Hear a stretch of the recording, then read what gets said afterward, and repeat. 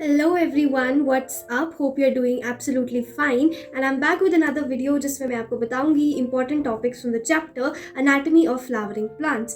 तो कभी कभी ये चैप्टर ना बहुत कंफ्यूजिंग हो जाता है और समझ में नहीं आता।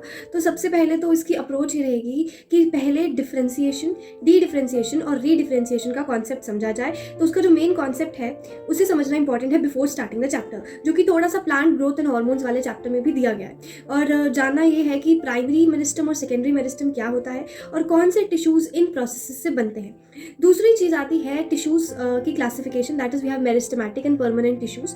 और मेरिस्टम के क्या फीचर्स होते हैं, एपिकल, लैटरल एंड इंटरकैलरी, उनके जितने भी डायग्राम्स है करस्पॉन्डिंगली वो सारे। Then simple permanent, complex permanent tissues. Simple permanent में तुम्हें पता है पैरेन्काइमा, स्क्लेरेन्काइमा, कोलेन्काइमा, उनकी लोकेशन, उनके डायग्राम्स और उनके features very important. Then complex में you have xylem and phloem, तो इनमें भी डायग्राम्स, फीचर्स और इनके कंपोनेंट्स अलग अलग से करने हैं।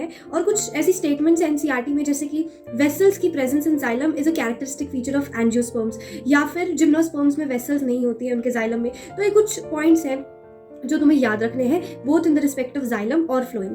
Then protoxylem, metaxylem, protophloem, metaphloem, exarch, endarch system और उसका कॉन्सेप्ट याद रखना है। अगला टॉपिक है टिश्यू सिस्टम्स। तो 3 टिश्यू सिस्टम्स पढ़ने हैं, एपिडर्मल, एपिडर्मल के बाद वैस्कुलर और ग्राउंड टिश्यू। तो तीनों को थोड़ा बहुत पढ़ना है, ओवरव्यू आना चाहिए। लाइक एपिडर्मल में stomatal apparatus is very important.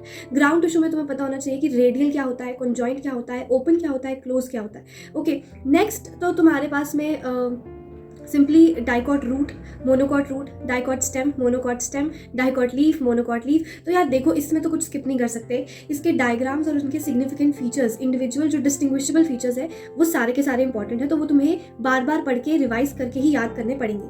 Next जो हमारे पास में टॉपिक है दैट इज सेकेंडरी ग्रोथ। तो सेकेंडरी ग्रोथ में तुम्हें पता होना चाहिए कैम्बियल रिंग क्या होती है, कैम्बियल रिंग कैसे बनती है और कैम्बियल रिंग की एक्टिविटी क्या है और वो कैसे सेकेंडरी जाइलम और सेकेंडरी फ्लोएम बनाती है।